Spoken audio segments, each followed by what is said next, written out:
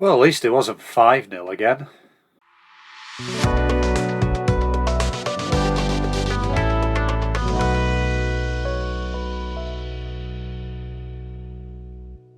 Hi, this is Mike. Welcome to my vlog about football in general and Burnley FC in particular, a vlog where the beatings will clearly continue until morale inevitably improves. Claret's FA Cup dream ends at the hands of Manchester City. 7,800 fans travel, more in hope than expectation. Maybe this will be the one where results change, where the usual doesn't happen. We all went home with the same old, same old. Although we must not forget that Vincent Kompany has yet again managed to achieve something that Sean Dyche did not do in his 9 years at the helm at Turf Moor.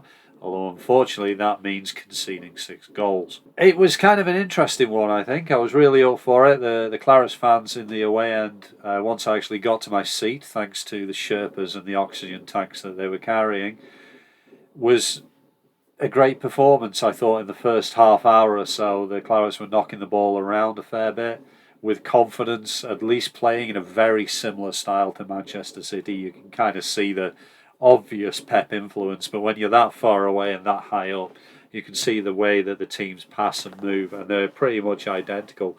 Of course, the massive difference is that City have much more expensive and better players to do it with. I thought for that first half hour or so, Clarets were giving a pretty good account of themselves.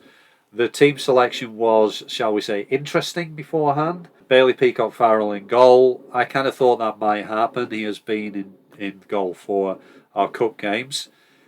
Al Dakhil at centre-back was a bit of an eyebrow raiser. But having said that, I thought he was absolutely superb. I thought he was, for a young lad, he's 20, 21. He's not had a lot of time in English football, let alone the Championship.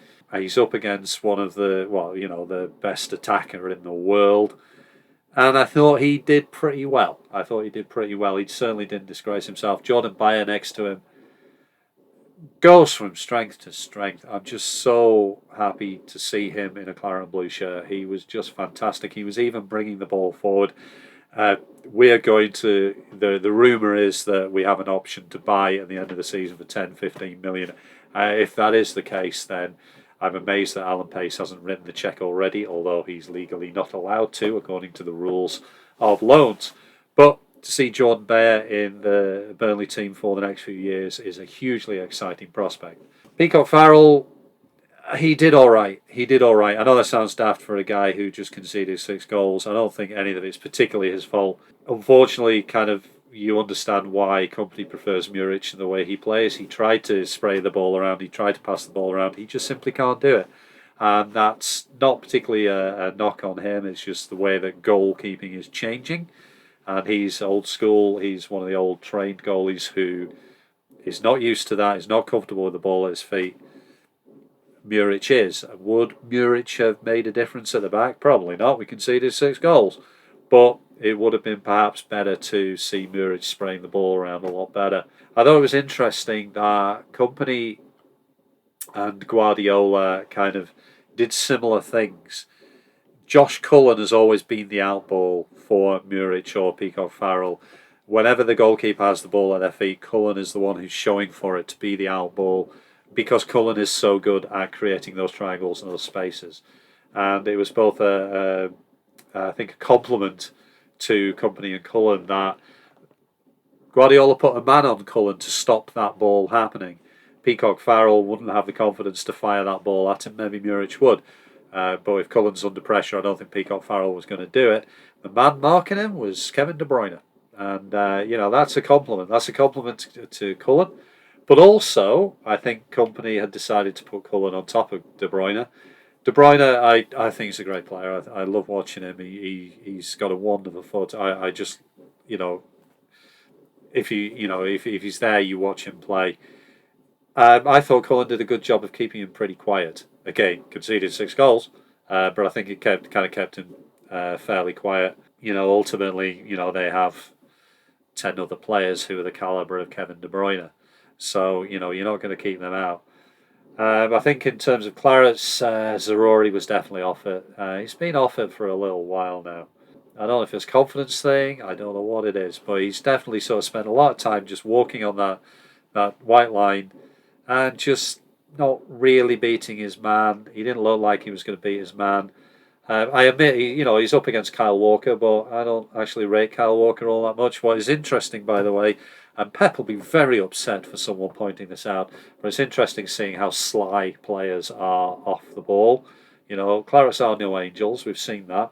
But yeah, the likes of Kyle Walker take that even further. The pushes, the accidental collisions where both players end up on the ground. Yeah, let's put it this way. Pep's no angel. I don't think he's ever claimed to be. But anyone turns around and says they play football, how he should do. There is a cynical side to it that doesn't get pointed out, and City will get the advantage of from the referees every single time because they're the big club. It's one of those things. If a player from a small club collides with a player from a large club, then the referee is going to say, well, it's going to be the player from the small club's fault because the player from the big club's better. And it's like, no, the player from the big club's making it happen. But that's referees for you. Yeah, I mean, second half, can't really say too much. The floodgates opened. We brought Barnes on, didn't do much. Brought Cork on. Yeah, yeah, we lost it in midfield.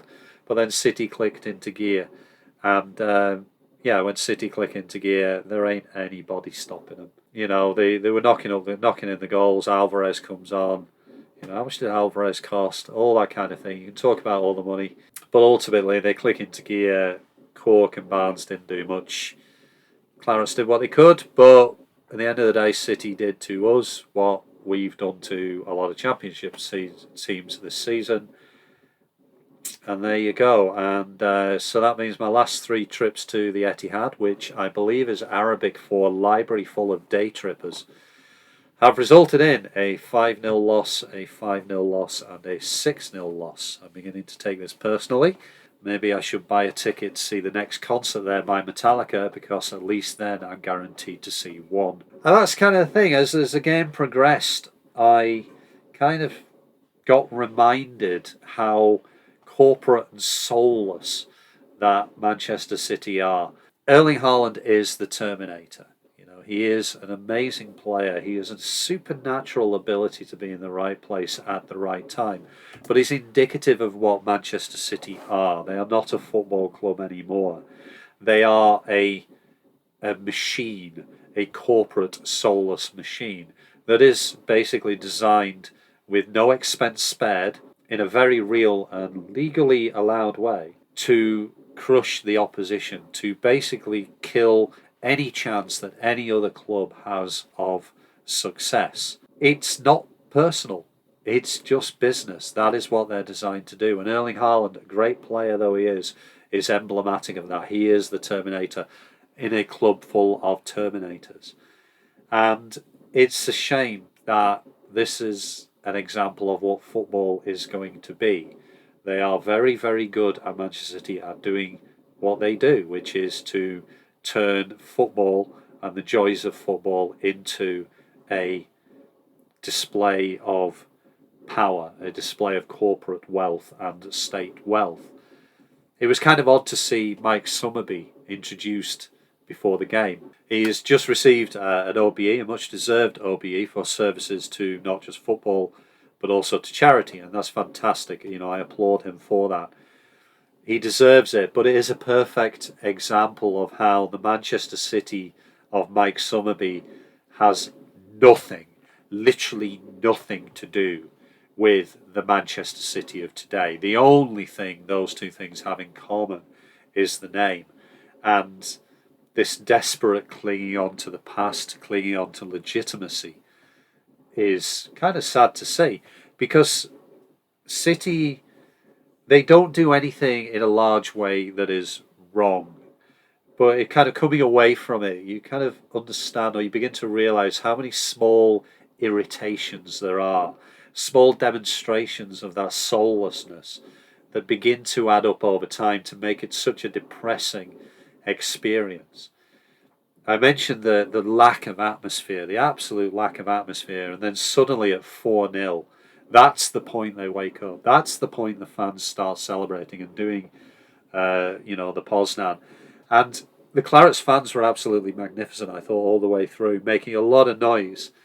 And when we were taking the piss out of the City fans, there was a group in the corner getting very, very angry and very, very het up about it. And I thought, yeah, you don't know what struggle is anymore. You don't know what gallows humour is anymore because you're never in a situation where you're 6-0 down and singing to take the piss, singing for defiance, singing to turn around and say, we're going to support our team no matter what.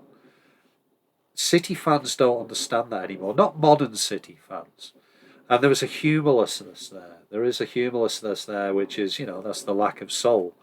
It's this kind of, made up, we're not really here, we were there in 1995. No, you weren't. Come on, let's look at the flipping demographics. Again, that club now has nothing to do with those who were bouncing around the third division, losing to Bury, So it's kind of funny to, to sort of see that, to see those irritations. And they've got all the, you look at the scoreboard, I mean, these are going to sound little things, but they're just indicative. It's funny to see the scoreboard has the, after the goals has the pose, every player is doing his pose or whatever. But it's impossible to see how much time left is actually left in the game because the font isn't visible from that far away. But yeah, they've got their things up on the scoreboard anyway. The other one as well was they've got the double-decked LED advertising. Now, I hate the LED advertising anyway. But I've kind of grown to accept that as a fan, that LED advertising is not there for the fan in the stadium to advertise. It's to advertise for the television.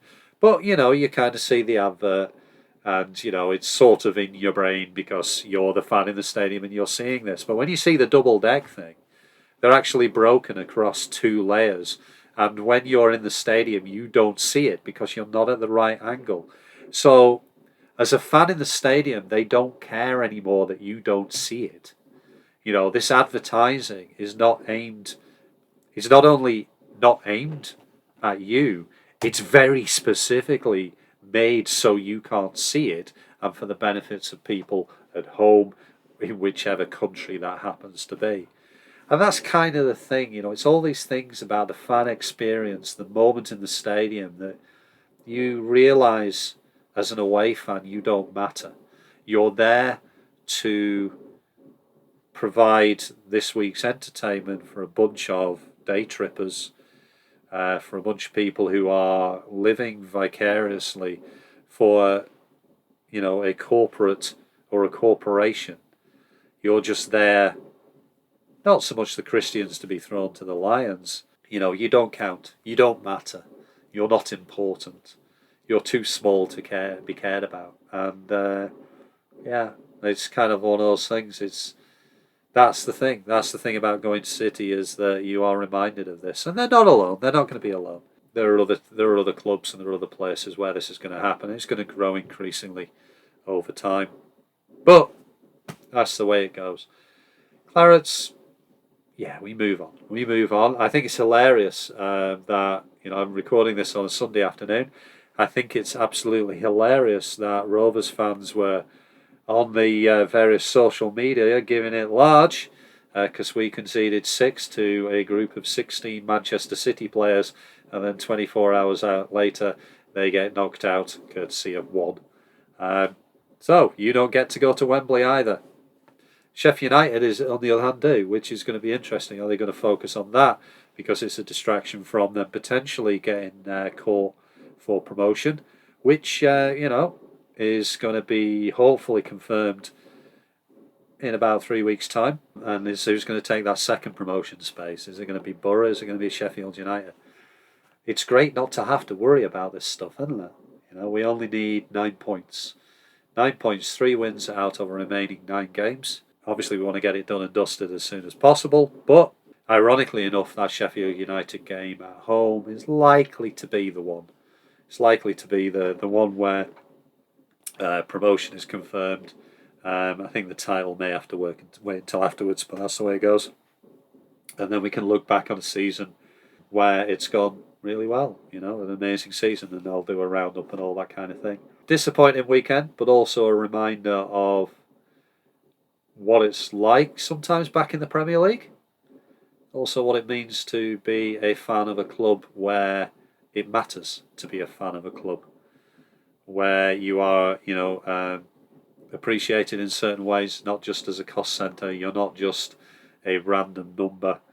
Where a club where the game experience is actually geared towards the people going to the match and not aimed at people who are never or hugely unlikely to ever set foot in Manchester. So it's a reminder of what it actually feels like to be a football fan, to experience the highs and the lows. We've had a magnificent season full of high after high after high.